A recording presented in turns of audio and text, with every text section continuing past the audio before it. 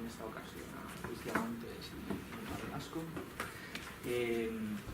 Y como recordatorio, pues bueno, simplemente traer a colación que van a ser ponencias de unos 22 minutos y medio. Y que después tendremos el turno de preguntas y de debate, que será lo que complete el resto de la sesión. Vamos a comenzar con Lucía Montes. Lucía es graduada en Filosofía por la Universidad Autónoma de Madrid. Durante la carrera realizó 2 estancias en la Universidad Nacional Autónoma de México y en la Universidad Católica de Chile. Cursó el máster en Crítica y Argumentación Filosófica en la Universidad Autónoma, así como el máster de Profesorado por la UNED durante el curso pasado.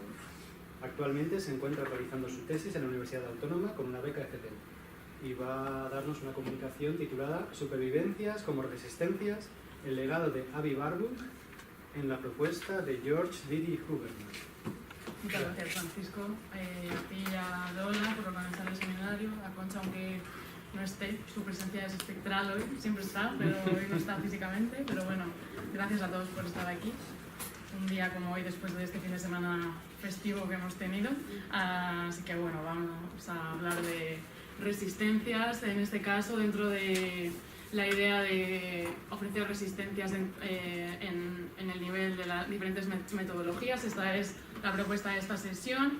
Y yo quería hablaros, bueno, mi tesis está centrada en la figura de Georges Didi Huberman. Él es un pensador, historiador del arte y filósofo contemporáneo francés, que ha trabajado principalmente cuestiones de teoría de la imagen y ver el papel que juega la imagen en relación con la temporalidad, cómo se construye la historia en ese juego entre imágenes y tiempo, ¿no? Y qué diferentes concepciones de una y otra bueno, se han manejado a lo largo de la historia y cómo podemos trabajar de una manera alternativa. Entonces, veamos esta perspectiva de la resistencia, que es como el eje de este curso, en la forma de concebir esta relación entre imagen y tiempo, ¿no? Porque Didi Huberman, una de sus frases más citadas, más famosas y que abre una de sus obras cumbre es que siempre es la siguiente afirmación, y es que siempre que estamos ante la imagen estamos ante el tiempo, ¿no? Dentro de la disciplina de la historia del arte, tradicionalmente se ha construido bajo una perspectiva temporal, cronológica, lineal, de un tiempo progresivo, donde la sucesión de los estilos se iba dando de manera periodizada en diferentes etapas o épocas y donde había una especie de concepción progresiva pues, muy a la hegeliana en el fondo, ¿no? Aunque ya anteriormente se practicaba de otra manera. Pero bueno, en este caso lo que me interesaba rastrear para esta comunicación era la herencia de Avi Warburg en el pensamiento de Didi Huberman, y esta es una de las líneas que estoy abriendo ahora en mi tesis, ¿no? Y concretamente a través del uso del concepto de supervivencia, Nach-Leben, que Warburg introduce en el discurso de la historiografía del arte, y bueno, ver qué implicaciones tenía y la reapropiación que el pensador, bueno, que Didi Huberman hace de este concepto, ¿no? Entonces, bueno, simplemente por situarnos un poco para que entendamos el boom que ahora mismo está teniendo Avi Warburg en el discurso en relación con la teoría del arte, con la historiografía del arte, ¿por qué está tan presente, ¿no? Bueno, tengamos en cuenta que las obras de Avi Warburg se han traducido al castellano en el 2005, es la primera edición del Renacimiento, bueno, la obra principal, que es el Renacimiento del paganismo, y bueno, el Atlas Mnemosine se publicó en alemán en el 2003, en el 2010 se publicó al castellano, entonces está viendo ahora dicen Avi Warburg está de moda, ¿no? Es Dios y Didi Huberman es su profeta. Nos decía, hace poco estaba en un curso y decía un compañero eso, estaba con Jesús y bueno, y decía eso y es muy gracioso porque es verdad que se escucha todo el rato, ¿no?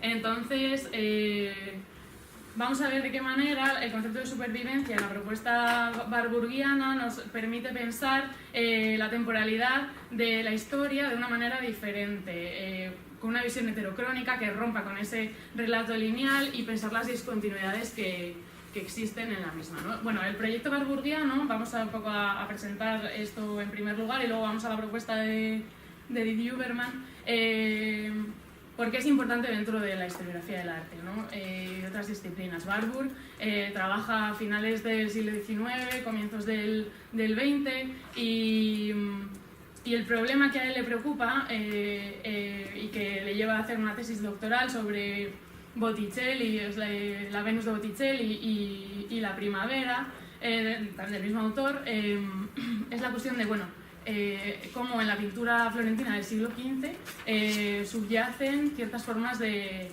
la antigüedad, ¿no? O sea, siempre que hablamos del Renacimiento pensamos en la cuestión de que en la Edad Media, debido a las restricciones de la pintura hacia un fin religioso, un fin de culto, se había visto muy mermada la capacidad expresiva de las obras de arte. Entonces, parece que en el Renacimiento hay un renacer de, valga la redundancia, ¿no? Se vuelven a surgir ciertas formas de la antigüedad y lo que le interesa a Warburg es ver de qué manera, ¿no? De qué manera pasa esto. Bueno, aquí es donde esta forma de abordar la transmisión de la tradición es lo que le va a preocupar a Warburg y en el punto nodal en el que va a introducir esta resistencia que va a ser la idea de supervivencia, ¿no? Porque va a romper con ciertas formas de construir la historiografía del arte que venían determinadas, por ejemplo, el padre, ¿no? Que se considera el padre de la historia del arte es Winkelmann, quien en su propuesta neoclasicista defendía que el ideal de perfección y de máxima belleza ya estaba en el arte antiguo, en Grecia, y con lo cual todo arte que aspirara a ser bueno y bello debería asemejarse por imitación a los parámetros, a las cuestiones formales griegas, ¿no? Warburg va a comenzar va a leer un libro que va a ser muy influyente para él, que va a ser la influencia de la forma de un tipo que se llamaba Hildebrand, y atendiendo a aspectos formales, como había hecho la historia del arte canónica, va a extraer unas conclusiones fuera de la disciplina, como se había venido construyendo, ¿no? Y entonces va a empezar a analizar el problema del movimiento en la imagen en las pinturas del XV, en las figuras de las ninfas, las muchachas, las hijas de Zeus, ¿no? Que en la mitología griega pues eran representadas a través de unos vestidos muy gaseosos, su pelo siempre aparecía en movimiento, los vestidos se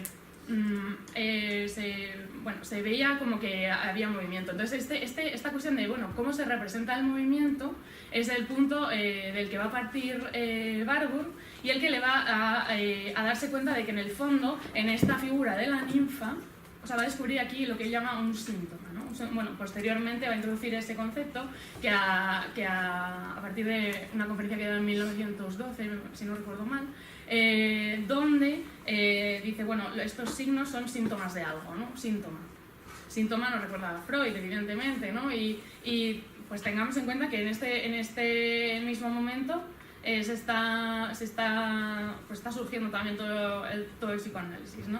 Pero no hay un encuentro entre estos autores, más que a través de, bueno, Warburg sufre varias crisis psiquiátricas y es internado ya siendo mayor, y entonces a través del psiquiatra que lo trataba, que era Ludwig Binswanger, pues empieza a conocer un poquito las teorías freudianas y dice, ay, esto me recuerda un poco a lo que yo hago, ¿no?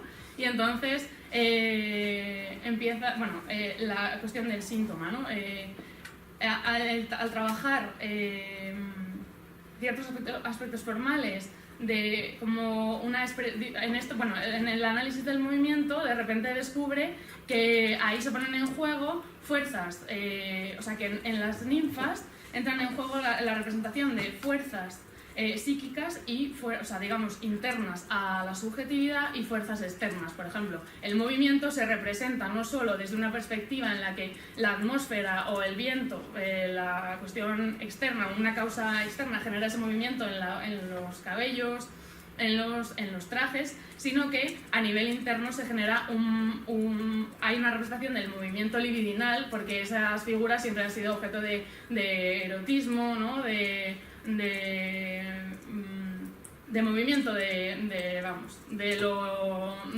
lo oscuro, ¿no? que hay en nosotros, y de esas fuerzas que Warburg va a llamar pathos formel o fórmulas del pathos, ¿no? Entonces le va a interesar rescatar esta noción y de hecho las va a definir como fórmulas auténticamente antiguas de una intensificada expresión física o psíquica al estilo renacentista que se esfuerza por representar la vida en movimiento, ¿no? Entonces, con esto, pues bueno, se ve cómo estas fórmulas del pathos vuelven a estar presentes en el Renacimiento, pero y rompen con esa limitación de la expresión de la Edad Media, ¿no? Pero bueno, ¿qué le permite pensar esto?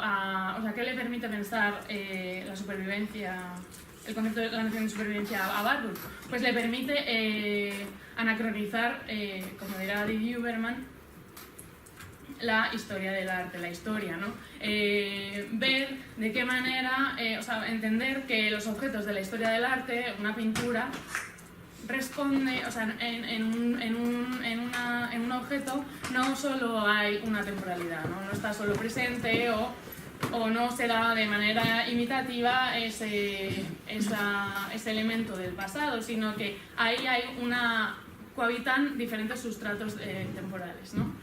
¿Y qué nos dice Warburg? Pues que esto no solo pasa en el Renacimiento, sino que esto viene pasando durante toda la historia, ¿no? Rompe así con la idea de periodizar la historia, porque según él esto es demasiado simple. O sea, no podemos entender...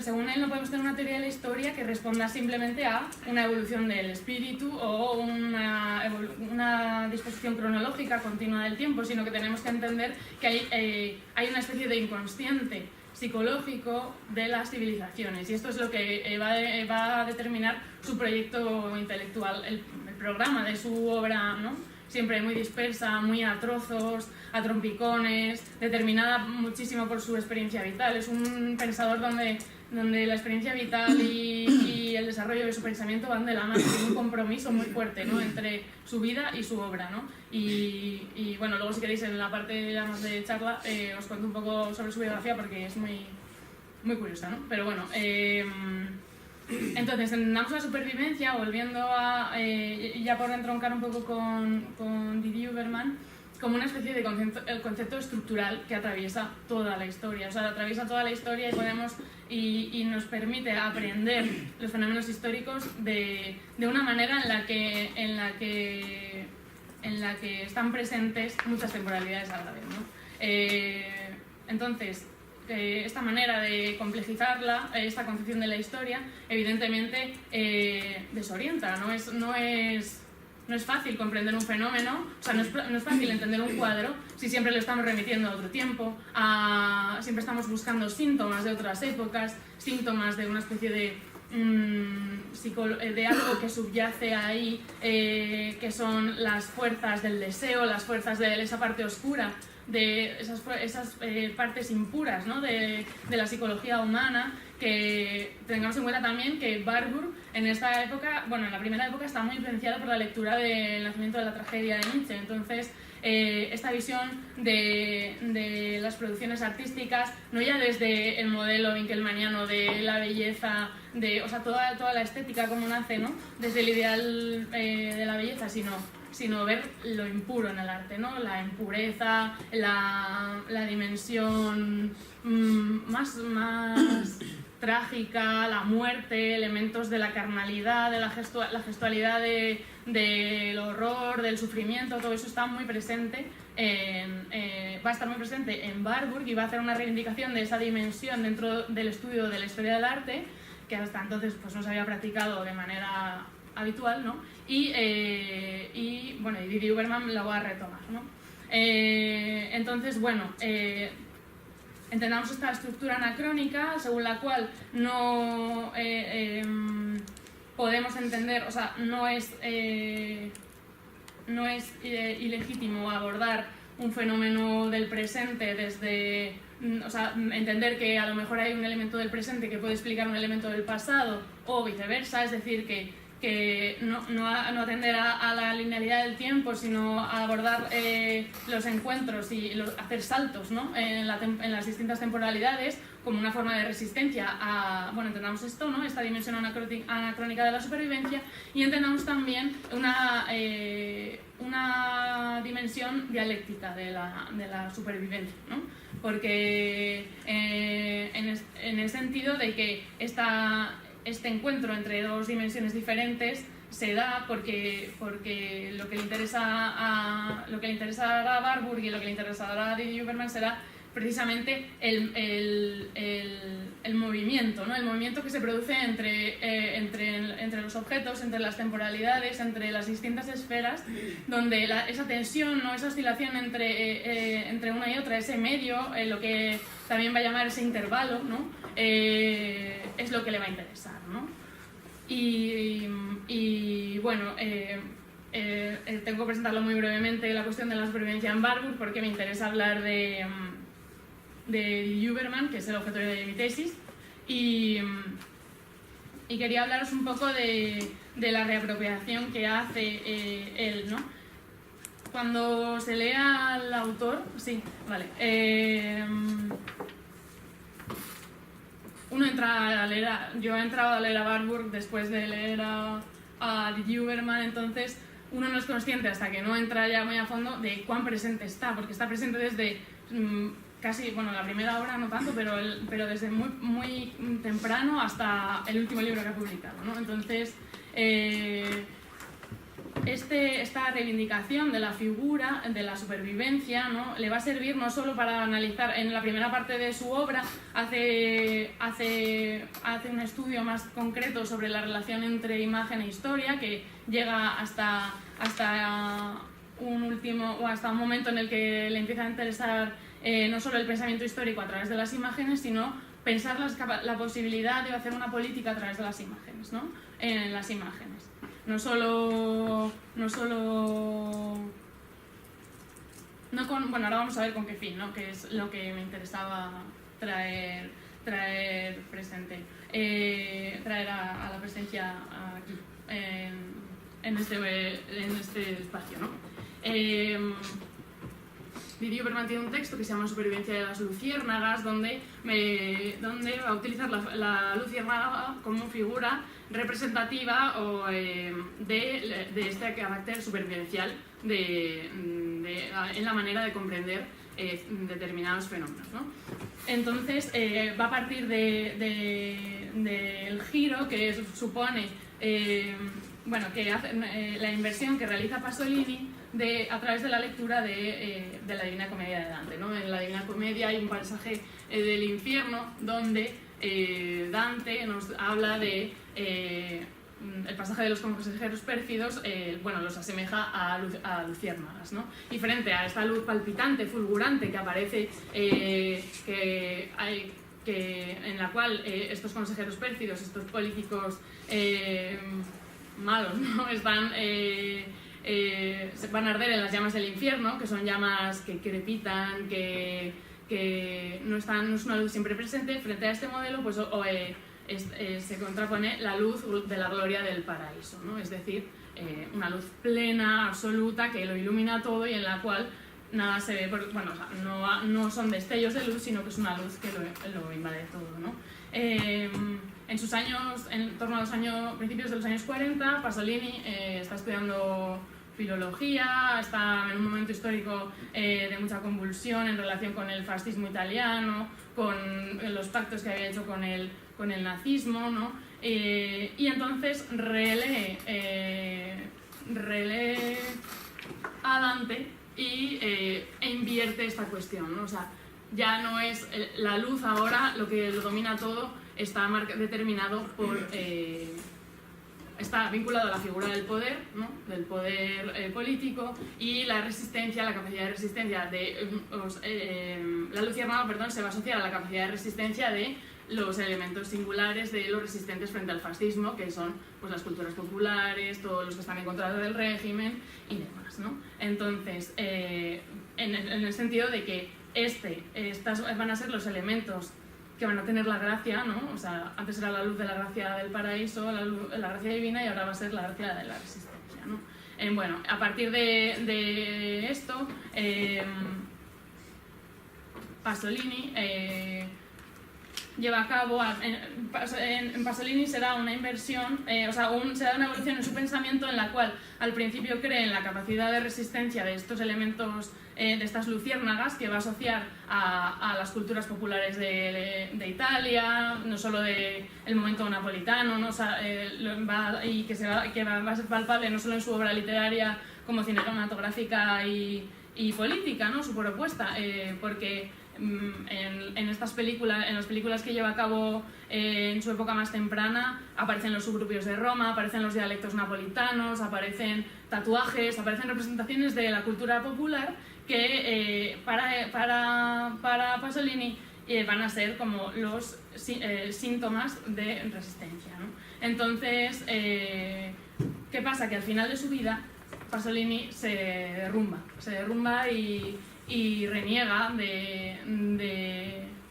ya no creen que haya esperanza de resistencia, porque según él ha habido un genocidio cultural que ha acabado con las diferencias culturales, y que eso hace, marcado por la industrialización y la sociedad de consumo, pues ya hay un olvido de estas tradiciones, ¿no? Estos elementos tradicionales.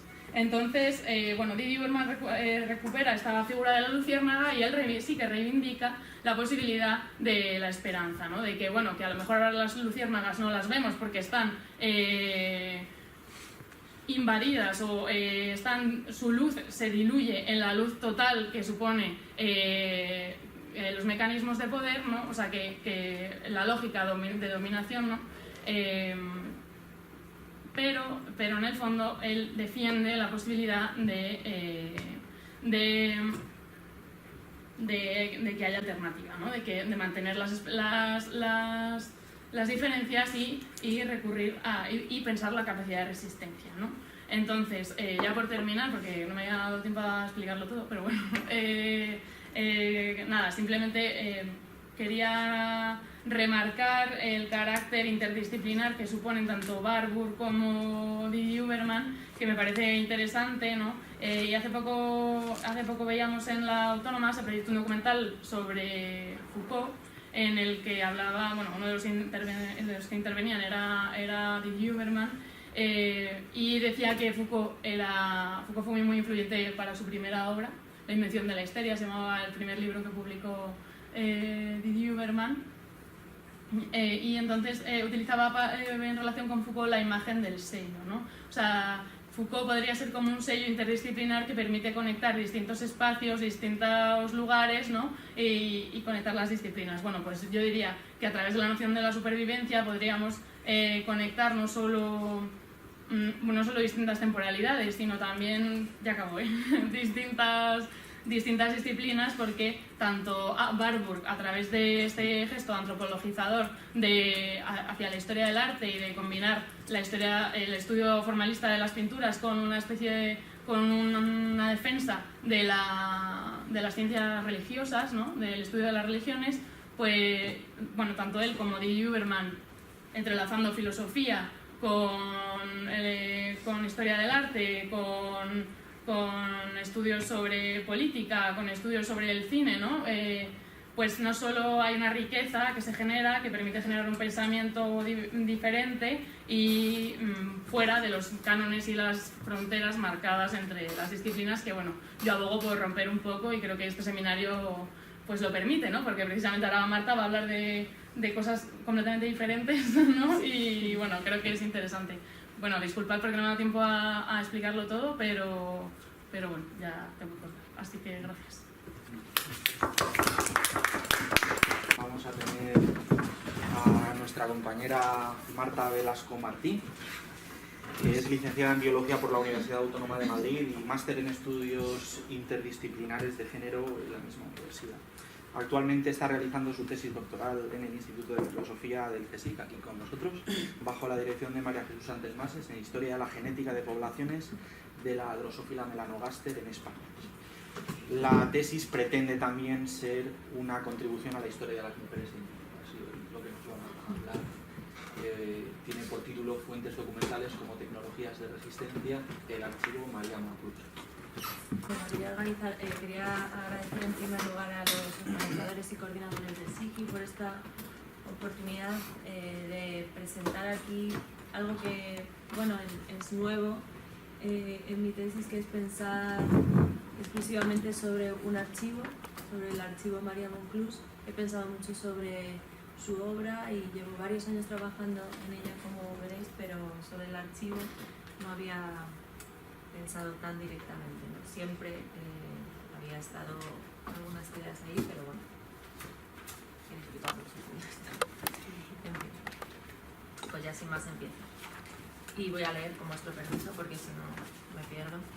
Bueno, en la biblioteca de la Facultad de Biología de la Universidad de Barcelona, que es la que veis aquí en la imagen, se conserva el fondo Antonio Prevosti, formado por sus publicaciones y por las ponencias que este genetista catalán presentó en congresos, jornadas, seminarios y ciclos de conferencias. Comparte ubicación con, no sé si lo veis bien, con los fondos de otros profesores de la Universidad de Barcelona, todos ellos hombres: Agustí Pedro y Pons, catedrático de Clínica Médica en la Facultad de Medicina; Fabià Estapé Rodríguez, catedrático de Política Económica de la Facultad de Ciencias Políticas y Ciencias Económicas; Joaquín Carreras Artau, catedrático de Historia de la Filosofía; Jordi Sabater Pi, primatólogo catalán y especialista en etología y antropología africana; Manuel Sacristán Luzón, catedrático de Metodología de las Ciencias Sociales; Miquel Porter Moix, primer doctor en cinematografía en España y catedrático también de la Universidad de Barcelona; Oriol Martorell Codina, catedrático de Historia de la Música. Bueno, casi todos ellos fueron catedráticos.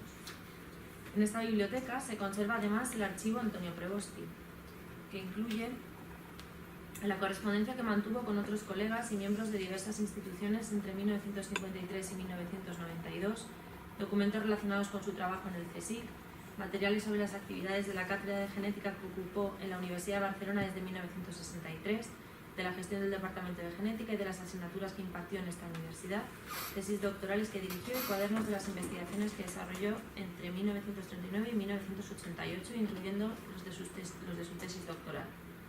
Además, conserva expedientes de la actividad social, política y familiar de Antonio Prevosti, o así han sido clasificados en este archivo. Premios y homenajes que recibió a lo largo de su vida, su historial médico, árboles genealógicos de su familia, la familia Prevosti, y de la familia Monclús Barberá, materiales recopilados sobre la actividad política de Prevosti e incluso materiales relacionados con su fallecimiento. Dispersos en el fondo Antonio Prevosti y en su archivo, y sujetos a su clasificación, se encontraban documentos de la también genetista María Monclús, cuadernos de laboratorio y parte de la correspondencia que mantuvo con otros colegas españoles y extranjeros. En la actualidad, ese conjunto de materiales constituye el archivo de María Monclús, que está clasificado dentro del de su marido y nombrado como subfondo, que lo podéis ver ahí en verde, en chiquito. El contenido del archivo María Monclús puede verse entrando en la página web de la Oficina de Administración Electrónica y de Gestión Documental de la Universidad de Barcelona. Y voy a hacer con vosotros, si puedo, bueno, creo que lo prepararía. Este viaje hasta la información de María Monclús, porque muestra también, habla del propio viaje de su autora hasta el espacio que la historia de la ciencia le ha concedido, bueno, de momento. Bueno, esta es la página que decía, es un poco lento el ordenador, así que... Bueno, entrando en fondos y series, visualización jerárquica, que es lo que os mostraba antes, ¿no? Desplegas aquí y aparece el fondo Antonio Prevosti. Dentro del fondo aparece María Monclús y dentro las cuatro carpetas que se han creado, las 4 series que se han creado con los artículos escritos por ella, comunicaciones a congresos, correspondencia y cuadernos. Voy a poner una correspondencia.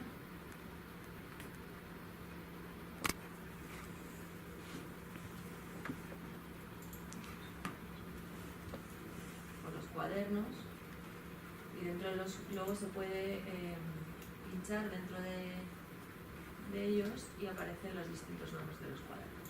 Todos estos son 8. Bueno, los 8 cuadernos conservados de las investigaciones de María Monclús sobre hongos, boletus, moscas capturadas en Cataluña, en Madeira, en las Islas Azores y en las Canarias, sobre moscas drosófila del grupo de la Oscura, Victoria y Virilis y de otros géneros como Zaprionus, Escaptomiza o Parascaptomiza, las 37 carpetas con su correspondencia y los documentos sobre algunas publicaciones y comunicaciones de los congresos a los que asistió María Monclús son considerados documentos de la actividad profesional de su marido, producidos por él y por ella como otro productor, y la ocultan tras él. Creo que aquí es que no recuerdo.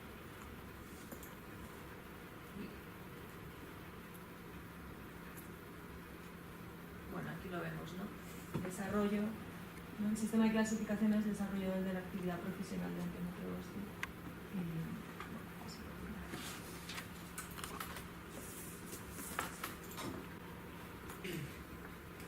Estos son María Monclús y Antonio Prevosti, ya mayores pero trabajando. Ellos se conocieron en la Universidad de Barcelona cuando estudiaban Ciencias Naturales y se licenciaron en 1945 y 1942 respectivamente. Al terminar sus estudios universitarios empezaron a trabajar como becarios en el CSIC, en la sección de Antropobiología de Barcelona del Instituto San Bernardino de Sahagún, dirigida por el médico y catedrático de Antropología de la Universidad de Barcelona, Santiago Alcobenove. La afición por el excursionismo, bueno, aquí les vemos, por la identificación de plantas y animales y por la investigación que compartían Monclús y Prevosti, les unió en lo profesional y más tarde en lo personal. Se casaron el 7 de mayo de 1949 en la iglesia San Justi Pastor de la Ciudad Vieja de Barcelona. Empezaron a trabajar juntos desde los inicios de sus carreras investigadoras, en la tesis que Prevosti estaba haciendo bajo la dirección de Alcobe sobre la influencia de la clase social en el crecimiento de niñas y niños en edad escolar, tesis que Antonio Prevosti leyó en 1948 y publicó en 1949. En 1951 publicaron su primer trabajo como pareja sobre una necrópolis judaica usada hasta el siglo XIV, que había aparecido en 1945 durante unas obras en Montjuïc. María Monclús firmó este trabajo como María Prevosti, adoptando el apellido de su marido por primera y única vez en su carrera profesional. Durante la década de 1950 trabajaron en el recién inaugurado Centro de Genética Animal y Humana del CSIC, que también dirigía Alcobe, y comenzaron sus investigaciones en una disciplina diferente, la genética de poblaciones de Drosophila, cuyas técnicas habían aprendido en Italia. Estudiaron moscas de la especie Drosophila suboscura que Monclús y Prevosti capturaban en el campo, a veces con su hija y con sus 2 hijos, para analizar la variabilidad morfológica de sus cuerpos y la influencia del ambiente y de la herencia en esa variabilidad. Monclús firmó un único trabajo en esa década y participó en los que publicó su marido, aunque él no la menciona. A partir de 1963 trabajaron en el Departamento de Genética de la Universidad de Barcelona, donde María Monclús se ocupó de la taxonomía de las moscas Drosophila y estudió la distribución geográfica y ecológica de las especies que capturó en Cataluña, en Canarias, en Azores. Este es su cuaderno, que en realidad es una carpeta con muchos folios de su viaje a Azores y de las moscas que ella ha estudiado. Una imagen la veo allí. Y varias islas del Mediterráneo, y participó en otras investigaciones con su marido y otros genetistas de su grupo y de otros grupos con los que colaboraron. La reconstrucción de esta breve biografía de María Monclús no hubiera sido posible sin los documentos conservados en el archivo Prevosti y su diálogo con otras fuentes que utilizo para hacer mi investigación, entre ellas las publicaciones de Monclús, las de Prevosti, las de investigadores de su grupo y 2 entrevistas que realicé a su hija Marta y su hijo Antonio. Me he apoyado también en la historiografía sobre mujeres, en las que se dedicaron a la ciencia y la genética y en las de parejas y ayudantes. Entre otros libros, los de Margaret Rossiter sobre mujeres científicas estadounidenses, que es el primero en la diagonal, y es el primero de los que ella publica. Los 2 libros que editó Nina Virán, primero con Dorinda Outram en 1987 y después con Elena Ciciol y Nancy Slang en 1996 sobre parejas de científicos, y el más reciente editado por Brigitte Van Tigelen y Donna Lopitz con Stefan Berwick, que es de 2016, que es el último,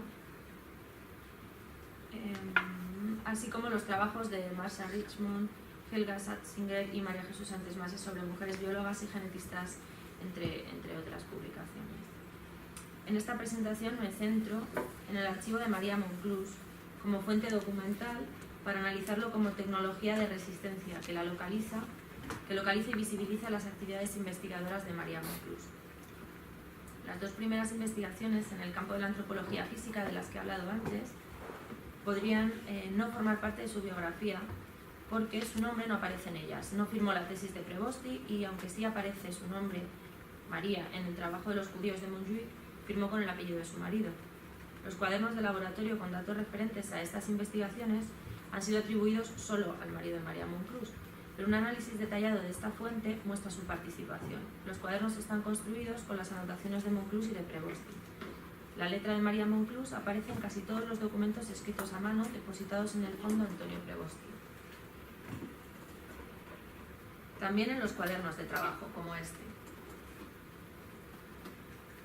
Esto muestra su colaboración permanente y la participación de María Monclús en investigaciones que se tradujeron en las publicaciones que firmó ella como única autora, en las que firmó Prevosti como única autor, en las que firmaron juntos y en otras que firmaron con colegas. En los cuadernos atribuidos a Prevosti, anotaciones de fechas y lugares, descripciones de espacios naturales, dibujos de los cuerpos de las moscas. Aquí, bueno, es una parte del aparato genital, la parte de arriba, y de abajo son los peines que tienen en unas patas. Bastante difícil si no estás metido en la investigación, saberlo. Pero bueno. Cifras tabuladas de medidas tomadas de esos cuerpos y análisis estadísticos hechos por Monclús se mezclan con anotaciones de Prevosti y de colegas que trabajaban en sus proyectos. Bueno, después de leer muchos documentos de ellos, puedes ir viendo cuáles son sus letras y cómo realmente están muy mezcladas, ¿no? Por ejemplo, los números de la tabla de la izquierda, los primeros son de ella y los de abajo los son de él, pero a veces están al revés, y a veces son indescriptibles. Una meningitis que Prevosti contrajo de joven le afectó en el movimiento del tríceps derecho y le imposibilitaba levantar y bajar el brazo, lo que le dificultaba, pero no impedía, escribir y manejar instrumentos de laboratorio, aunque escribía y utilizaba los dos brazos perfectamente para trabajar. Esta circunstancia pudo haber influido en su colaboración profesional que se prolongó toda su vida. Monclús y Prevosti viajaron y se formaron juntos y desarrollaron parte de sus investigaciones también juntos, en el laboratorio, en el campo y en su propia casa, como fue el caso de otros genetistas de poblaciones de Drosófila. La correspondencia de María Monclús con colegas refleja que fue una taxónoma reconocida dentro y fuera de España, sobre todo a partir de la década de 1960. Las cartas que intercambió con mujeres y hombres que estudiaban y experimentaban con moscas Drosófila muestran investigaciones que no siempre se materializaron en publicaciones y los contactos de María Monclús con otros investigadores, algunos de los cuales no conoció personalmente. Refleja también las prácticas de intercambio de moscas que solían ir acompañadas de un manual de uso. Consistía en instrucciones sobre su alimentación y temperatura óptima de crecimiento que permitían criarlas en el laboratorio. Y esta es una carta, no sé si se ve muy bien, creo que sí, que María Monclús envía al profesor Periquet del Institut Biocenotique Experimental y le informa, ¿no?, como podéis leer, que ya habían mandado por correo Drosophila lebanonensis y Scaptomyza pallida, que también se llama discicha, y le habla sobre cómo cultivar estas moscas para que no se le mueran, ¿no? Entonces ella dice: utilizamos el medio corriente de Drosophila, harina de maíz con agua, agar-agar, azúcar, levadura y nipajín, que es un desinfectante de hongos, que es lo que suele matar a las moscas, pero con muy poca levadura. La levadura es lo que comen ellas. Y bueno, va dando más datos, le habla de bibliografía y le habla de la filogenia y la muestra como experta y también muestra las prácticas, cómo realmente ellos trabajan y se intercambian información y lo hacen así, acompañando a los tubitos de moscas, mandan cartas como esta, o antes o después también, ¿no? Formar pareja profesional y personal con Antonio Prevosti perjudicó la visibilidad de los intereses, el trabajo y la identidad de María Monclús. Ella quedaba oculta tras esa unidad que formaron y que mantuvo las jerarquías de género, tanto en el hogar como en la actividad científica, y que queda reflejada en su archivo, que está incluido en el de Prevosti, como decía antes. Al mismo tiempo, el matrimonio benefició a María Monclús. Sus documentos se han conservado ligados a la autoridad de Prevosti, a quien se consideró un científico destacado. Él obtuvo por oposición la primera cátedra de genética de la Universidad de Barcelona, que se creó en 1963, y María Monclús tuvo contratos temporales como ayudante y colaboradora. Así, el material de archivo de Monclús parece haber evitado el descarte. Esta es una parte del archivo Antonio Prevosti que he consultado, y ahí están sus documentos. Como decía, parece haber evitado el descarte que sí sufrieron los documentos de quienes no se escogieron para ser recordados por falta de reconocimiento de su participación en la producción de conocimiento. Ese fue el caso del personal considerado subordinado, casi siempre ayudantes y que solían ser mujeres. Como por ejemplo Lillian Morgan, que ves aquí en la imagen, junto a su marido Thomas Morgan. Él sí que fue como el gran genetista. A ella la conocemos porque se ha escrito sobre ella. Natasha Dobzhansky, que aparece de espaldas, y que en el propio archivo de la American Philosophical Society, donde se conserva esta imagen, la denominan asistente, ni siquiera pone su nombre. Y bueno, Phoebe Curtis Reed, que se casó con Alfred Sturtevant, que aparece allí, o Edith Wallace, que dibujaba todas las moscas del laboratorio de Morgan. Estas son mujeres que trabajaron, todos ellos trabajaron juntos, pero a ellas prácticamente ni se las recuerda ni se las conoce. La historia de la genética y de la ciencia aparece así erigida sobre la autoridad de instituciones y de científicos hombres, en muy buena parte por la conservación, organización y clasificación de materiales que se les atribuyen en archivos, y así son recordados como pioneros mientras se ocultan las contribuciones de las mujeres. La preservación archivística está atravesada por el género como categoría clasificatoria de la cultura en la que el archivo se establece. La recopilación y el estudio de los documentos de María Monclús, como este cuaderno que muestro aquí, permite situarla en la historia de la genética de poblaciones de Drosophila y constituye una tecnología de resistencia a su ocultación. Permite localizarla a ella y a otras mujeres con las que colaboró, excluidas también de los archivos. Recuperar a Monclús contribuye también a pensar sobre las propias fuentes de archivo y sobre los procesos de toma de decisiones, sobre quiénes son escogidos para perdurar en la historia de la ciencia y de otras ciencias, y de otras historias. Los documentos preservados bajo la autoridad de una única persona contribuyen a estabilizar esa categoría clasificatoria del género y contribuye también a crear la imagen del científico varón como género individual. Además, estabiliza la autoridad de quienes sí han sido incluidos en los archivos, autoridad sustentada en la invisibilidad de ayudantes, colaboradoras y colaboradores, de quienes formaban parte de la red de intercambio de reconocimiento y de material investigado. A ello se refiere el efecto Mateo, que definió Robert Merton y al que Margaret Rossiter dio el nombre de efecto Matilda para referirse a los casos de las mujeres. La autoridad de los hombres cuenta con refuerzos permanentes a lo largo de su trayectoria científica y académica y gozan así de reconocimiento muchas veces por encima de sus méritos, y la de las mujeres, por el contrario, está en riesgo, también permanente, de desaparición y de ocultamiento, porque raras veces adquiere la misma reputación o reconocimiento que los hombres ante los mismos logros, por razones estratégicas deliberadas o inconscientes siguiendo los estereotipos tradicionales.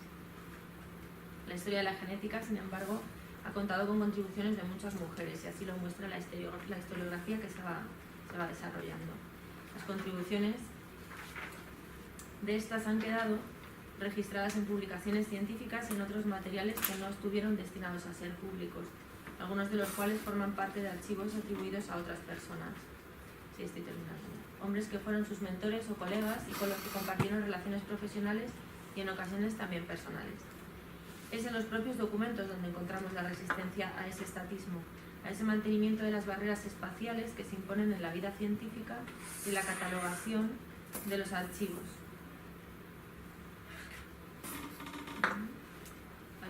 En la catalogación de documentos que se institucionaliza en los archivos académicos.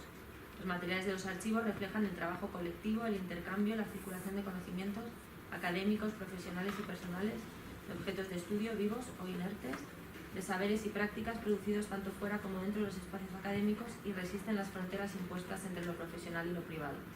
La constitución del archivo María Monclús como independiente del de Prevosti, aunque sea como un subfondo, contribuye a rectificar su presencia en la historia de la genética y permite celebrarla como pionera usando, como ha dicho Jessica Sedgwick, las herramientas del pasado para influir en el futuro.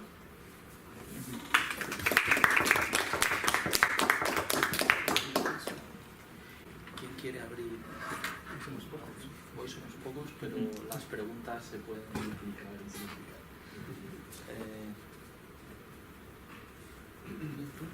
Bueno, no es una pregunta, sí es una experiencia que tuve, que quizás está en relación con tu tesis, Lucía. Y es que Didi Uberman en el 2008 vino a la Facultad de Bellas Artes a hacer una...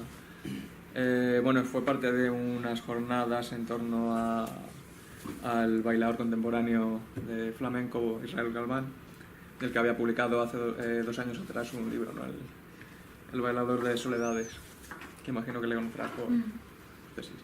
Entonces, con respecto a lo que has mencionado de la supervivencia como conector de diferentes temporalidades y disciplinas, es muy interesante ver esa propuesta de Israel Galván en ese momento, en la Facultad de Bellas Artes, que era básicamente, se podría decir que una pieza de arte de baile contemporáneo, pero a su vez proyectaba la sombra. Entonces en ese momento era cuando la temporalidad se pausaba, ¿no? y comenzaba a bailar con su propia sombra. Y no sé, es súper sugerente lo que proponen, ¿no? En cuanto a la supervivencia, ¿no? En ese caso no de la libélula, pero sí de ese momento, ¿no? que a veces perece.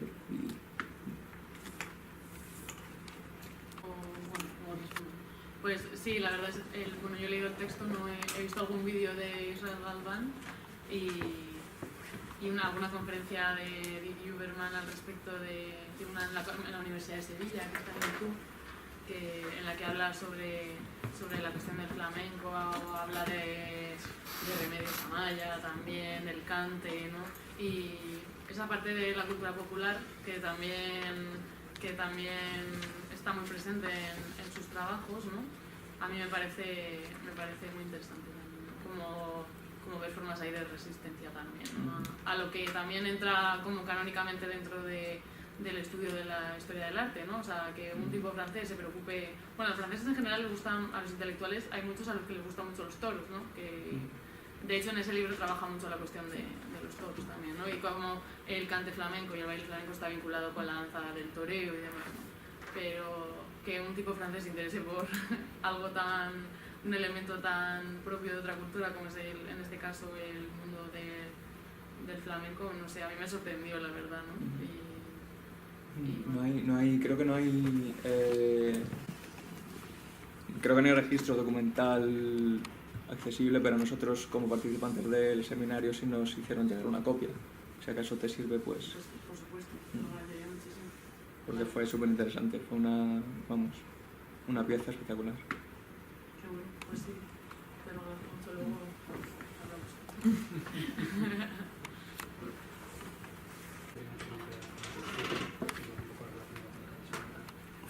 Tú has estado hablando durante la mayor parte de tu comunicación sobre los conceptos de supervivencia o de continuidad, y luego al final, relacionado con las ilusionadas, has empezado a hablar de resistencia.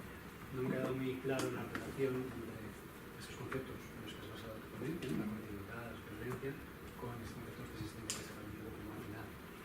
Y bueno, mi pregunta es pues, que si puedes por favor aclarar esa relación, o qué tipo de concepto de resistencia estás manejando. ¿Es como la idea de continuidad de ciertos simbolismos o imágenes ancestrales antiguas o populares, o es una continuidad de la resistencia frente a cosas nuevas? ¿Cuál es el concepto de resistencia que estás manejando?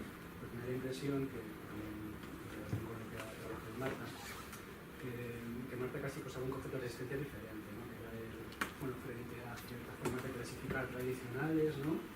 Que a lo mejor no vale la pena continuar, hay que dar otra visión, hay que volver a revisar las evidencias, las cuestiones materiales, ¿no? Para ir un poco en contra del fundamento de estas continuidades o de estas experiencias que a lo mejor también porque eso es sobrevivir.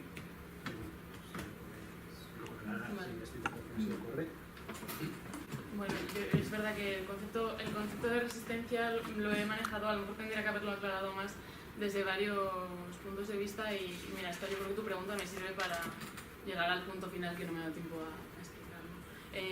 Por un lado, la resistencia dentro de la propia metodología, dentro de la propia disciplina, o sea, en dos vertientes, ¿no? Una resistencia política en el sentido de resistir a un poder opresor, que esa es como la segunda parte que he mostrado más en relación con Pasolini, con la idea de Luciérnaga, ¿no? Entonces vamos un poco al primero. El primero me refería más a una resistencia en el modo en el que se estaba practicando la historia del arte. Es verdad que al pensar un poco en la supervivencia, esto es una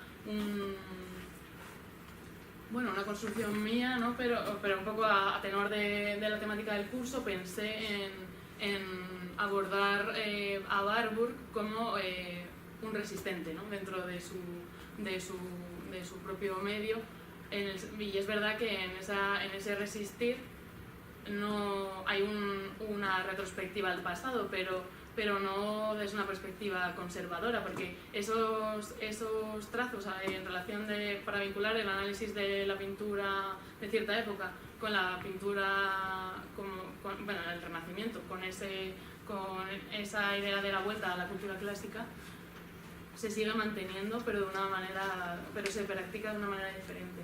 No sé si ha quedado claro que lo que otros autores ya estaban pensando en la relación, qué significa presencia de lo clásico en el Renacimiento, ¿no? Pero esa manera de vincular las temporalidades en Warburg supone, se hace de otra manera. No sé si es claro con esa parte de tu pregunta. Ahora voy a la segunda parte. En el caso de esta segunda parte más política, digamos, de Didier Huberman, ¿no? Que lo que he tratado de hacer es ver cómo en la figura de la luciérnaga se representa la posibilidad de una resistencia más política, ¿no? En este caso.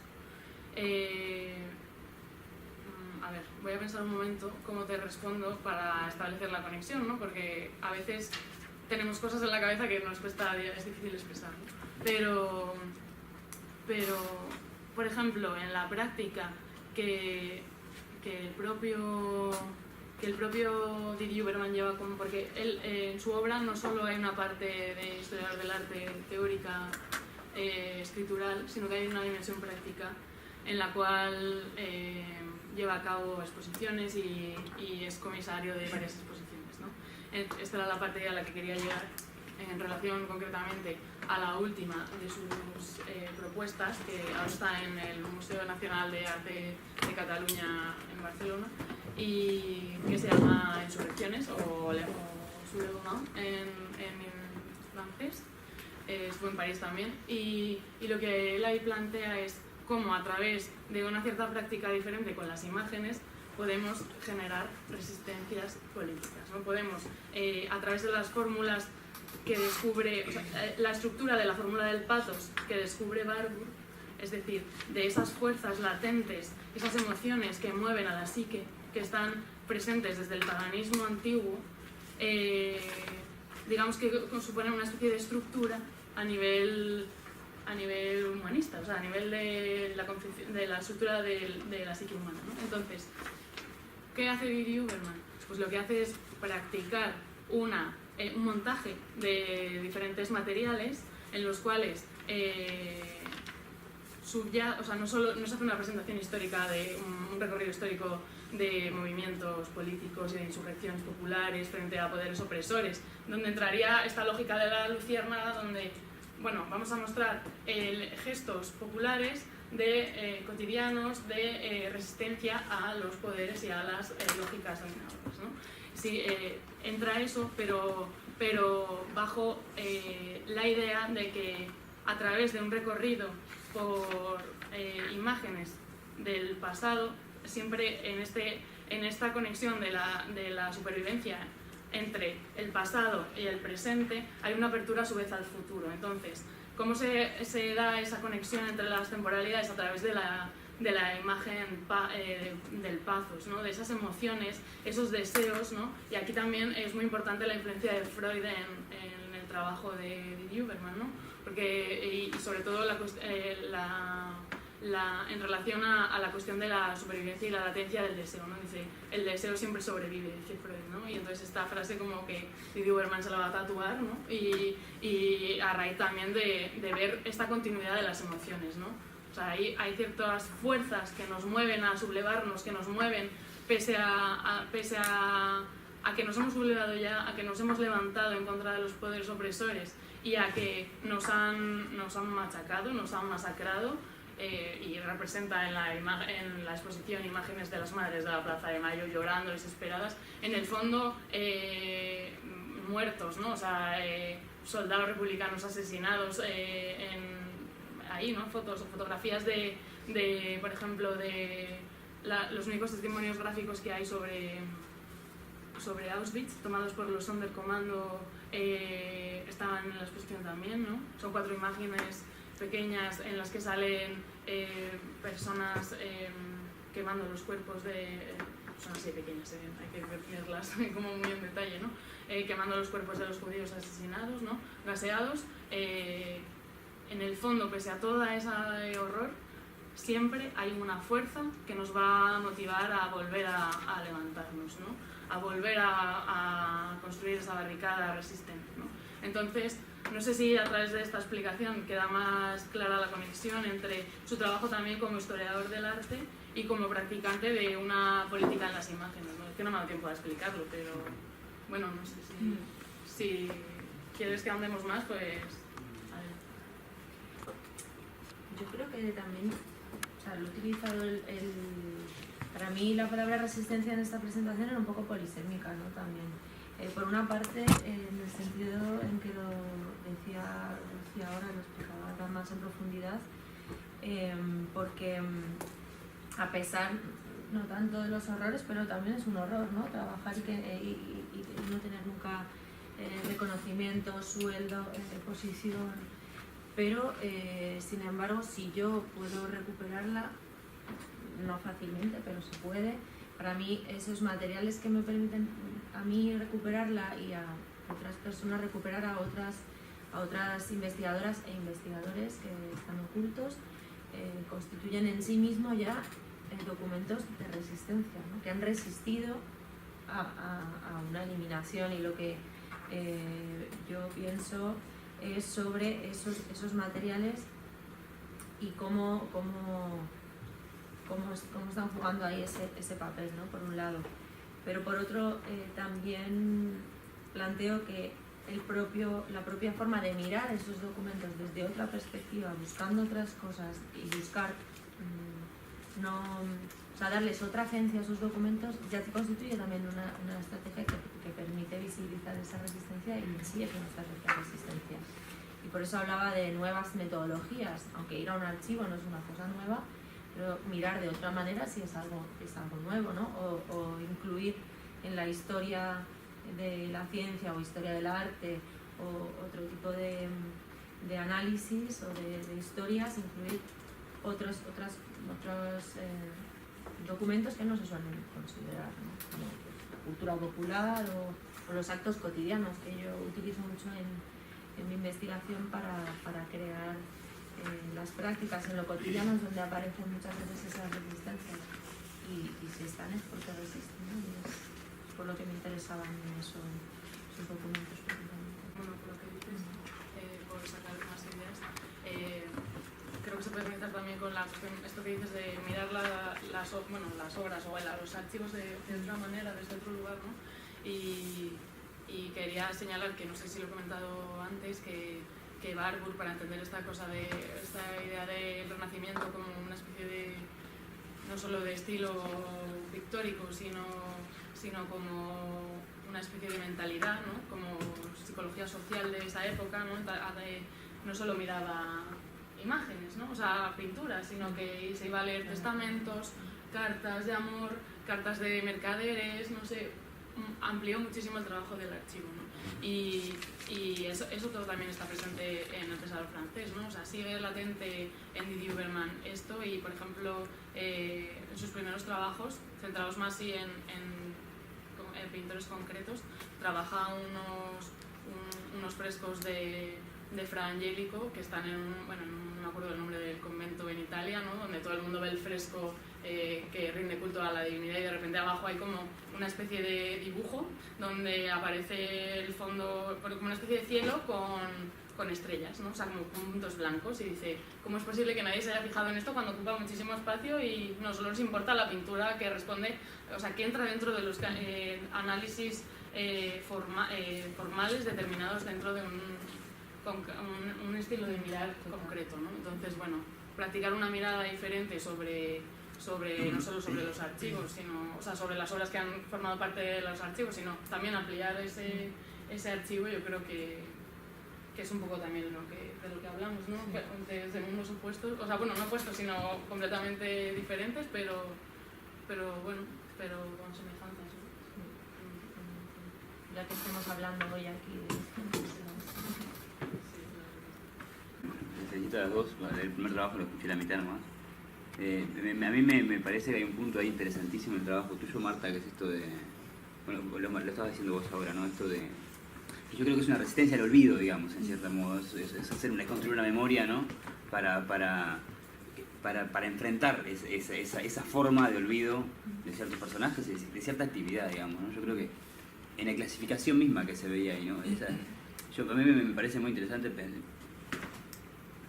cómo algunas formas de clasificación operan como olvido, digamos, ¿no? Yo creo que eso también está en los trabajos, ¿no? O sea, clasificar la historia del arte de cierta forma opera como olvido, opera como para pensar, eso fue lo que sucedió y punto, ¿no? Y yo creo que hay algunas cosas de cómo se jerarquiza este archivo, ¿no? Y cómo se clasifican esos documentos, digamos, es claramente un olvido, ¿no? O sea, ahí está diciendo, bueno, estamos en un archivo, supuestamente es un archivo de memoria, digamos, y justamente lo que está operando ahí es un olvido, ¿no? Entonces me parece interesante esto que vos decís, ¿no? Yo creo que sí que es una metodología nueva, ir a archivos, digamos, ¿no? O sea, en este sentido de ir a recuperar, no ir a verificar lo que uno está buscando, sino ir a sorprenderse y generar esta realidad, digamos, que va en contra del olvido. Y yo creo que hay cosas ahí que son contradictorias, eso me parece interesante. O sea, la tipa en un momento se pone, digo la tipa yo siempre lo decía, ¿no? Pero en un momento se pone el apellido de él, ¿no? Esos vaivenes, ¿no? Esos vaivenes también son interesantes, ¿no? Que no... A ver, ¿qué es? artículo, entonces... Claro. ¿Qué más lo vuelve a hacer? Claro. En España, claro. Yo pensé que era su hermana al principio. Ahí va. Aquí no se hace ¿Por eso. qué lo habrá hecho ahí, no? Es una publicación del Consejo 1951. ¿Tuvo repercusión internacional en el artículo? O sea, como que estaba como conformado para para dar lugar a un debate internacional o... No lo creo, porque era una necrópolis catalana. Tampoco he seguido muchísimo ese texto, quizás lo puedo investigar para ver si tenía por proyección internacional. Claro, ¿no? por eso. Pero las cosas que publicaban fuera, nunca cambió el apellido, ¿eh? Ninguna de ellas. Las extranjeras sí, claro. Y ahí es otra ocultación, ¿no? Pierdes, o sea, tienes... Pero lo que quería decir también es ocultación, pero es a la vez visibilidad, porque el hecho de estar oculta ahí la permite estar. Porque muchas son eliminadas simplemente por no estar ahí, ¿no? Pero también te permite crear nuevas formas de buscar conocimiento, que es entrelazando la biografía, porque está realmente entrelazada en la vida de estas mujeres genetistas y también de estos hombres genetistas, ¿no? Y por ejemplo, en el caso, estaba estudiando una mujer que es Elizabeth Reed, y ella se casó 2 veces, entonces adoptó 2 veces, o sea, tuvo 3 apellidos, el suyo de soltera, el de su primer marido y el de su segundo marido. Y claro, es muy importante conocer su historia para poder verla. También ocurre con ellos, es importante ver dónde han trabajado, con quién, para crear esa red que lo que decía, ¿no? Que la clasificación de los documentos o la obligatoriedad de poner un autor oculta. Poner un autor y ya te elimina todo el resto de red que está formando parte de ese trabajo, ¿no? Pero a la vez permite a mucha gente estar aquí también. O sea, es un campo que sí, y como decía Lucía, te permite construir la historia de otra manera, o menos intentarlo, claro. Hacer yo mi pregunta-cuestión. Quería preguntarle a Lucía. Bueno, vaya por delante que yo tengo cierto fetiche con alemanes difuntos, entonces voy a ir hacia esa parte. Y cuando estabas hablando de las influencias de Barbour, ¿no? Y has mencionado a Winkelmann y la obra El arte de la antigüedad, ¿no? que marcó un hito en la historia del arte alemana. Claro, no puedo dejar de preguntarme, sobre todo a raíz del desarrollo que haces de lo que él aporta como contrapartida a la visión de Winkelmann sobre la historia del arte antiguo, que se centraba básicamente en la emoción de la templanza, de la serenidad, ¿no? No puedo dejar de preguntarme, y esto es un tema mío actual, ¿dónde está Lessing? Porque la obra de Winkelmann es de 1764 y Lessing inmediatamente en el 66 le contesta con el Laoconte, que justamente aporta lo que yo creo que son todos los elementos que has mencionado sobre Baruch, ¿no? Y que además es como el ABC. O sea, si tú hablas de Winkelmann, tienes que hablar de Lessing. Claro, Lessing en el Laoconte lo que menciona justamente es como la cultura material, es decir, el método que utilizas, si la poesía o la pintura, influye en el contenido que tú quieres mostrar, ¿no?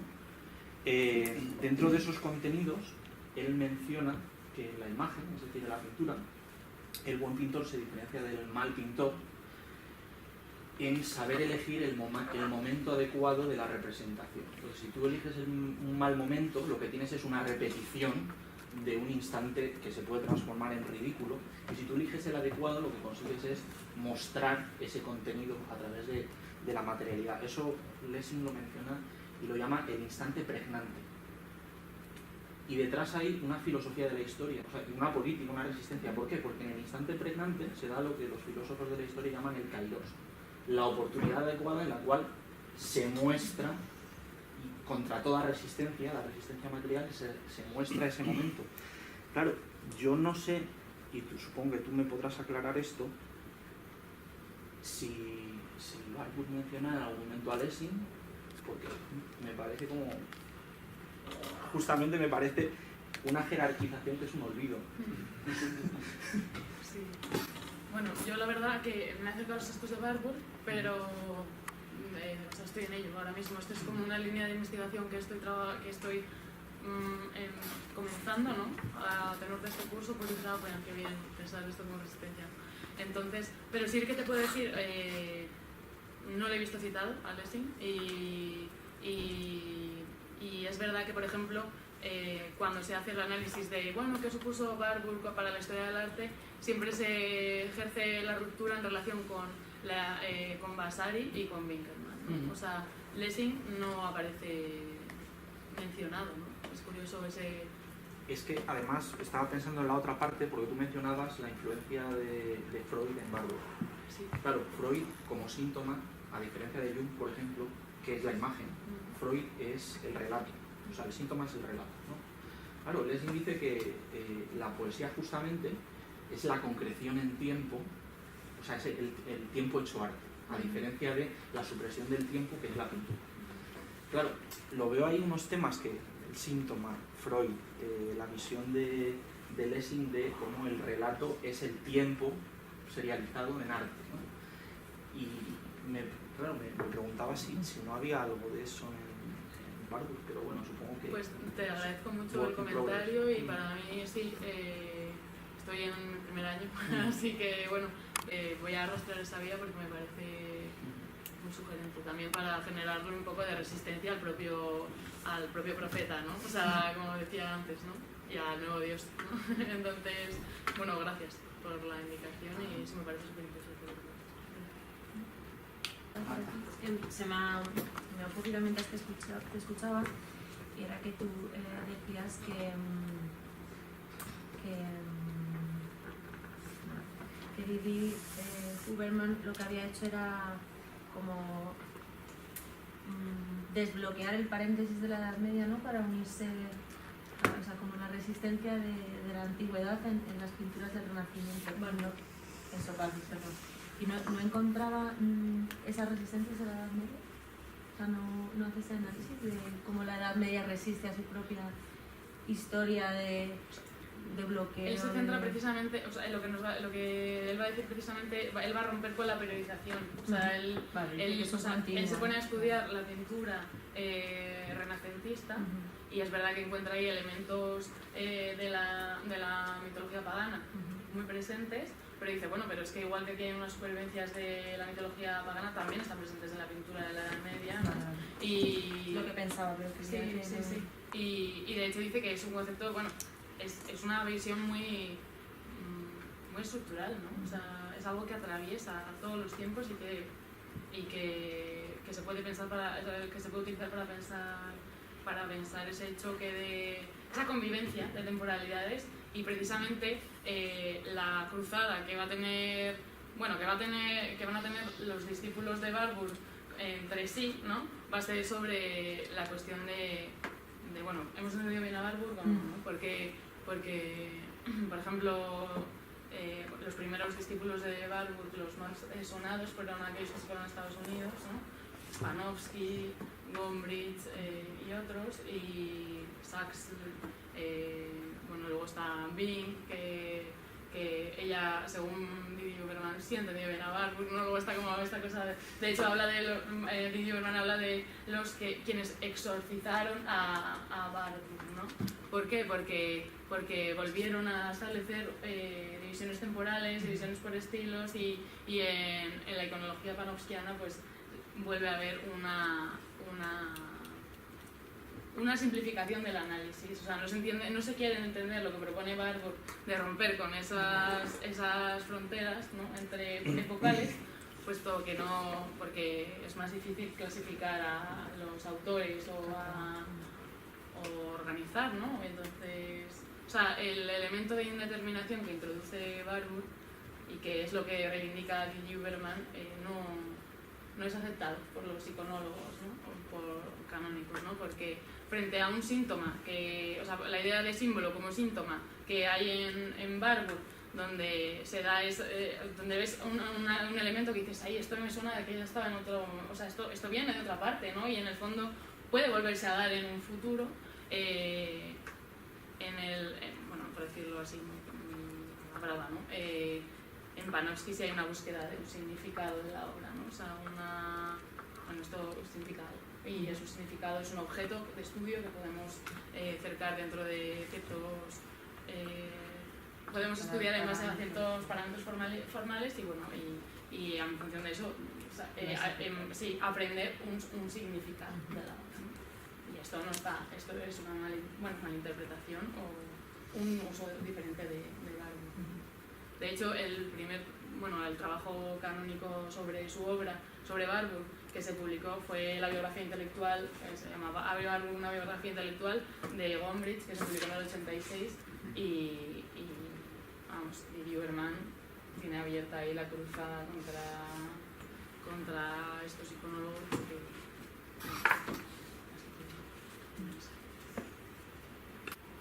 Yo tengo una pregunta que a lo mejor es un apunte y a lo mejor no sirve para nada, pero bueno.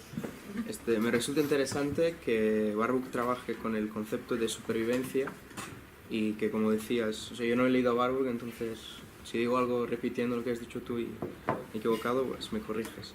Que rompe con esta idea de temporalidad lineal y al mismo tiempo está utilizando una palabra que en esos mismos años en los estudios antropológicos significaba toda otra cosa y de hecho remitía justamente a esta idea de evolución, o sea, presuponía un progreso, ¿no? En la humanidad, o sea, todas las sociedades humanas como interconectadas, bueno, ideas que luego se abandonaron porque no eran ciertas. Bueno, y no sé si tiene alguna relación. Sí, sí, de hecho el concepto lo lee antes en Taylor, o sea, Bueno. y de hecho la influencia de Darwin en Warburg es muy palpable también, o sea, es un ambiente, lo interesante de la propuesta de él es que bebe de muchísimas fuentes, ¿no? También está Burckhardt unos años antes hablando de la vida de la cultura, o sea, elementos porque la idea del Nachleben está Leben de la vida, ¿no? La supervivencia, la cuestión vitalista subyace de fondo y tenemos que entender como este panorama de influencias que que sí que está muy presente, ¿no? O sea, el concepto de supervivencia, de ciertas reminiscencias, por ejemplo, hay un texto de Darwin, que no es el origen de las especies, es uno, no me acuerdo del nombre, algo sobre las emociones, no sé si alguno de vosotros lo tiene, lo podemos buscar, está aquí citado, donde habla que de repente, ¿no?, en la evolución de las especies, de repente surgen caracteres que ya habían sido extintos y que responden a generaciones anteriores y de repente sobreviven y no se sabe muy bien por qué, ¿no? O sea, es un poco una cuestión indeterminada, azarosa. Y todas estas lecturas van a influenciar en la concepción de la historia que va a tener Warburg, ¿no?, que va a proponer a través de esta mirada sobre las obras de arte diferente. La expresión de las emociones en el hombre y los animales. Así que sí, Bueno, no sí. tienes mucha Sí, vale. Lucía, una aclaración quería pedirte. Cuando conversabas con Marta ahora mismo, hablabas de que en la obra de Warburg o en sus escritos, en sus interpretaciones, hay decías, convivencia de temporalidades.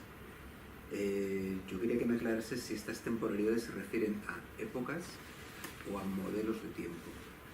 Porque enlazando un poco con lo que te decía Ricardo, en la filosofía de la historia, la interpretación cairológica del tiempo es relevante.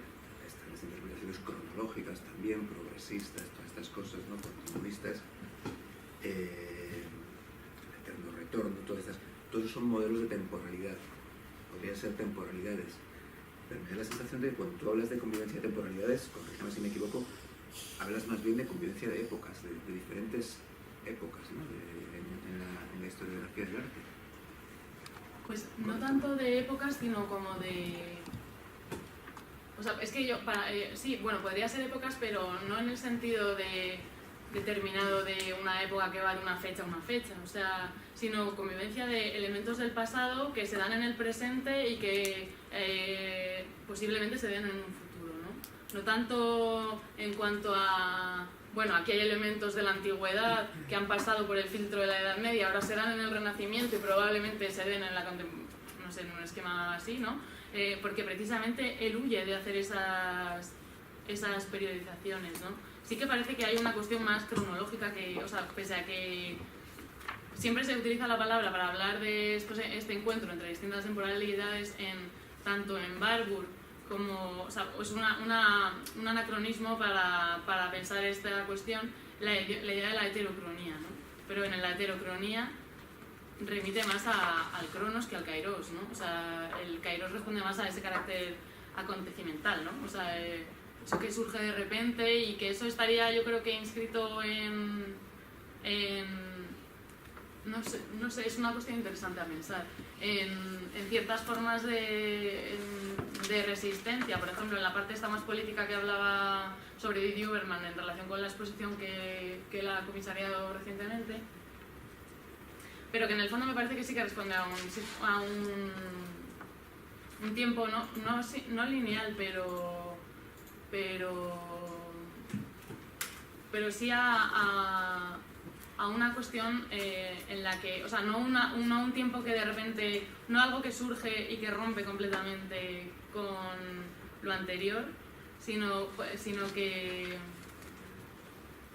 como posibilidad de que vuelva a acontecer en el futuro. O sea, es un acontecimiento singular porque se dan determinadas circunstancias, diferentes siempre de otras, pero siempre con la posibilidad abierta de que vuelva a acontecer, ¿no? O sea, de que vuelva a repetirse, ¿no?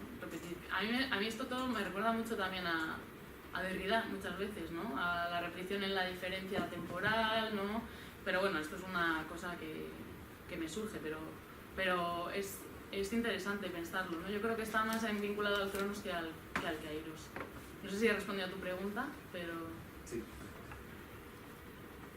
Gracias también por... Me iba a hacer un comentario, después me olvidé. Con esto de Freud que apareció de nuevo, entonces me acordé, ¿no? Hay que ver qué es. Yo no leí ni a Didi Uberman ni a Warburg, ¿no? O sea, solo, pero a Freud bastante, digamos, ¿no? Solo leí algunas entrevistas de Didi Uberman, ¿no? Y lo que yo me acuerdo de Didi Uberman, de esas entrevistas, era que él decía que hacía un uso específico de Freud, de psicoanálisis, que era limitado yo no sé si lo dice así, pero recuerdo que hace un uso casi metafórico, digamos, ¿no? O sea, que toma algunos elementos y los usa en otro ámbito para otra cosa, ¿no? Porque él recibió, yo lo que sí he leído son críticas mucho del lacanismo francés, que le ha atacado cómo usa el psicoanálisis de Huberman, ¿no? Pero él aclara que él lo que le... Porque a veces decimos esto, ¿no? Como que hay influencias del psicoanálisis, ¿no? O hay influencias de Freud. Freud escribió de todo y se contradijo todo el tiempo, entonces no se sabe muy bien cuál fue la influencia, de qué término, de qué elemento, cómo lee ese autor a Freud, porque lecturas de Freud hay miles. Entonces, para mí una cosa interesante, para mí que me interesa Freud, es ver qué toma esa persona de Freud, ¿no? Yo me acuerdo que tomaba algo de síntomas, etcétera, pero son otros usos que no es lo que está en Freud, y creo que Huberman ahí, me gusta lo que yo me acuerdo que leí, que es esto de que a él no le importa mucho qué hace Freud con eso, ¿no? Sino que él hace otro uso de eso, ¿no?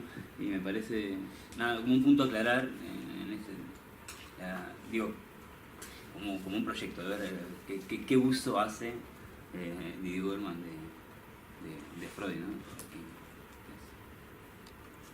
Sí, bueno, yo creo es verdad que hace lo que le da la gana no solo con Freud, o sea, con muchos autores.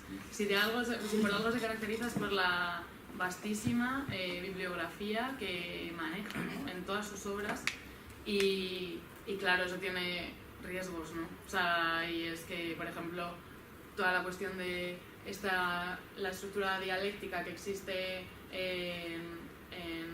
bueno, que lo he intentado transmitir en la relación con la supervivencia, ¿no? Esta atención al medio también dice, bueno, a mí me interesa la dialéctica, pero no me interesa la dialéctica de Hegel o Marx, ¿no? Yo soy dialéctico, bueno, hablo de imagen dialéctica a partir de Benjamin, a partir de Bataille y de ciertas derivas en el arte, ¿no? O sea, de hecho ahora no recuerdo, hay otro autor que menciona y a partir de ahí pues crea su propuesta, ¿no? O por ejemplo en la concepción que hay sobre el tiempo histórico de Hegel se ve que está muy marcada por la fenomenología del espíritu, pero bueno, yo creo que Hegel no es solo eso, ¿no? O sea, no sé, a ver si hay algún hegeliano en la sala, pero que pueda aclarar esto, ¿no?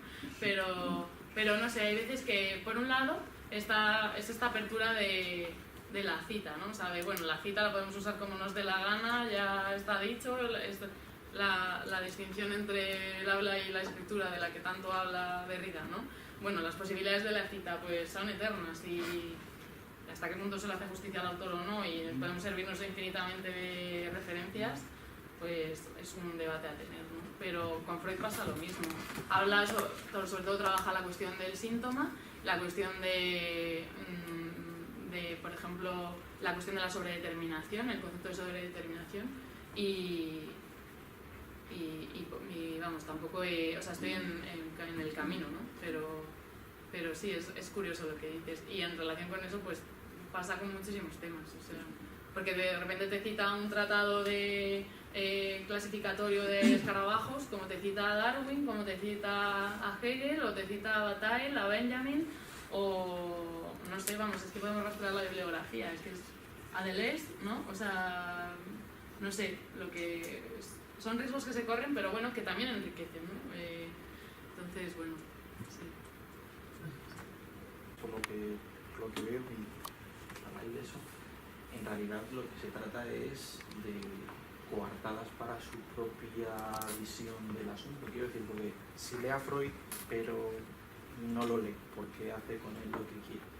Si elige los tratados al azar y sin ningún tipo de orden.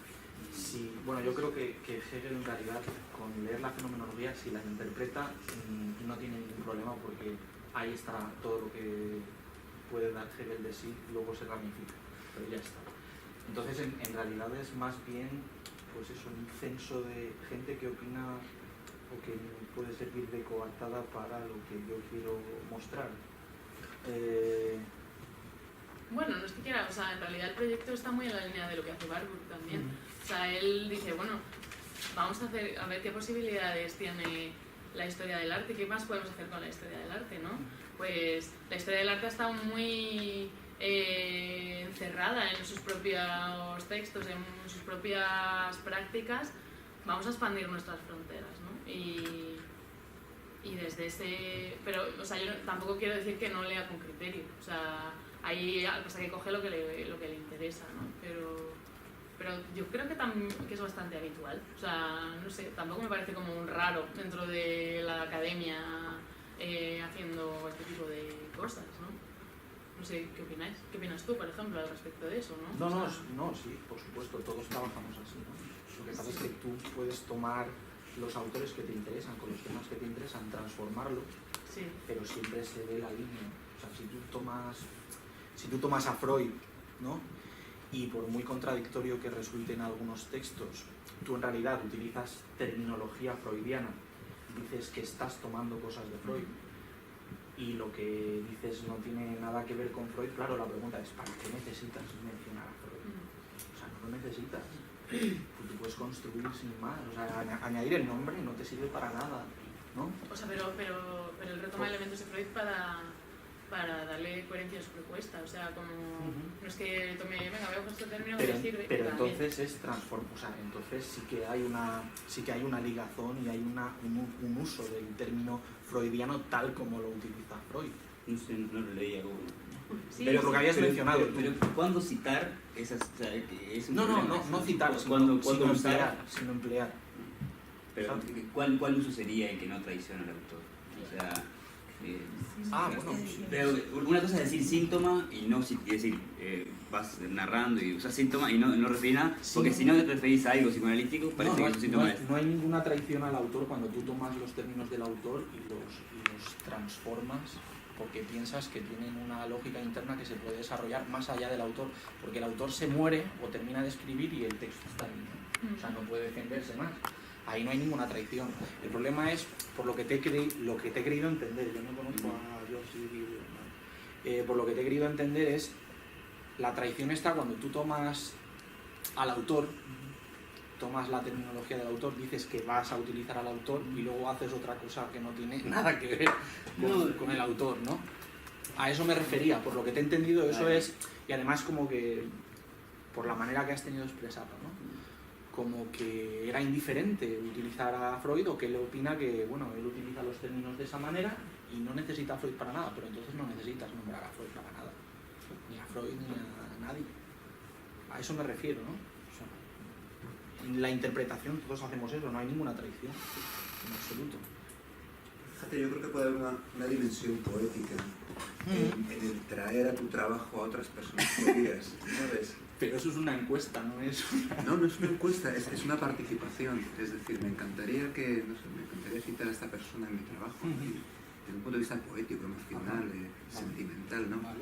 Aunque luego tomes un párrafo o medio párrafo y lo tomes mal, ¿no? Pero no sé, y a lo mejor también enlaza con algo que decías de la multidisciplinaridad, ¿no? Que se abre con estos trabajos, ¿no?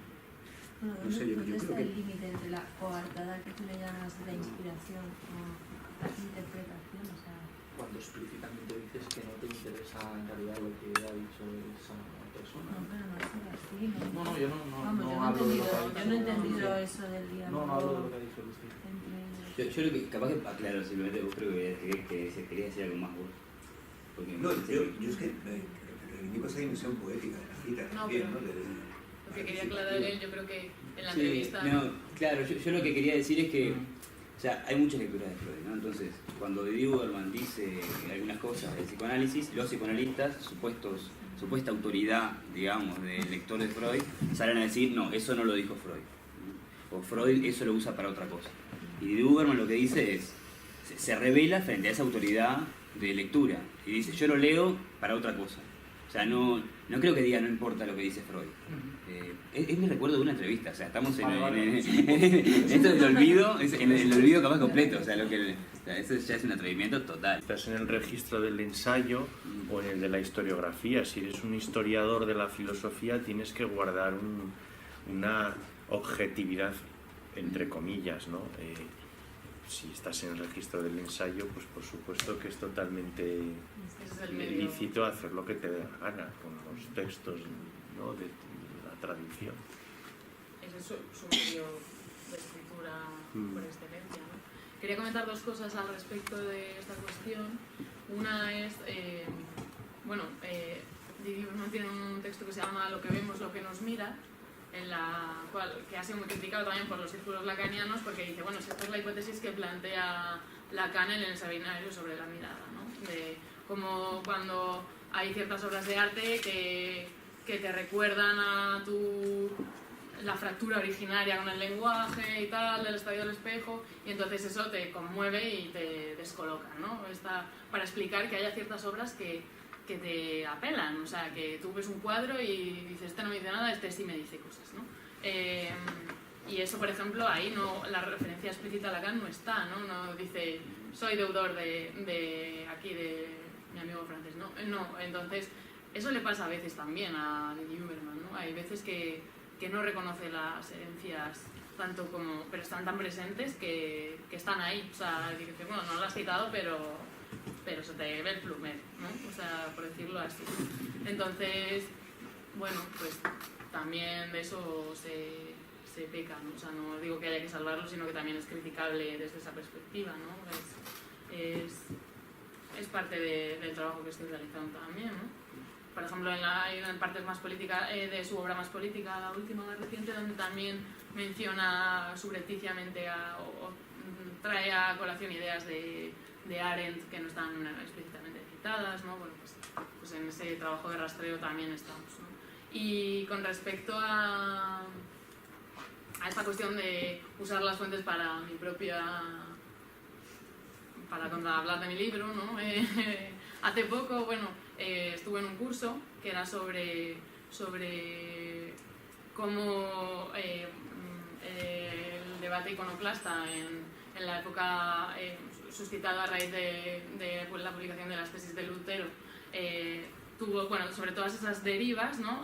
Después de la Reforma y cómo calaron en la monarquía católica en España y en el imperio de reciente creación. Había un autor, vino un historiador francés de l'École des Hautes Études a hablar sobre un especialista en la colonia, ¿no? Y en imágenes en la colonia, y para empezar a hablar dijo, bueno, pero no podemos hablar, llevaba yo 4 días en el curso, fue la última conferencia, y decía, pero para mí una imagen, yo me he preguntado, ¿qué es una imagen, no? Y claro, ahí de repente fue un gesto que me pareció muy filosófico, porque yo llevaba 4 días hablando de imágenes y nadie, en ninguna de las 80 conferencias que había habido, se había hecho esa pregunta, ¿no? Y entonces, para empezar a hablar sobre ciertas discontinuidades entre la representación de ciertos elementos de la tradición indígena o de la tradición católica, cómo se manejaban y cómo se iban mezclando entre las representaciones de pinturas allí, en la colonia, en Nueva España o aquí, empezó a hablar de Heidegger, ¿no? Y de un texto, o sea, de la época de la imagen del mundo, y citó otro texto de Sloterdijk, ¿no? Entonces, bueno, pues de repente sorprenden este tipo de prácticas, ¿no? De decir, qué curioso, ¿no? O sea, qué curioso que este señor historiador, no sé, a mí me sorprendió, ¿no? Después de estar en un ambiente pues cerrado en sí mismo, ¿no? Y de repente hay gente que traspasa esas fronteras, ¿no? Hasta qué punto es legítimo o no dar ese paso, bueno, pues podemos discutirlo también, ¿no? Nada, lo quería traer como anecdotilla, chascarrillo final, casi final. ¿Alguien más? ¿No? Pues encantados de haber estado otra vez aquí y nos citamos para, si no me equivoco, principios de junio, ¿no? Sí. Junio va a ser un mes en el que el SIGI va a brillar especialmente porque no vamos a tener no tenemos bastante, vamos a tener 2 sesiones del SIGI con las que terminaremos el curso. ¿Qué días? ¿El 8 de junio? 8 de junio y 27. El 27 lo sé bien porque me toca faltar al SIGI. 8 y 27, no se olviden, por favor. Pues nada, nos vemos dentro de unos días. Muchas gracias.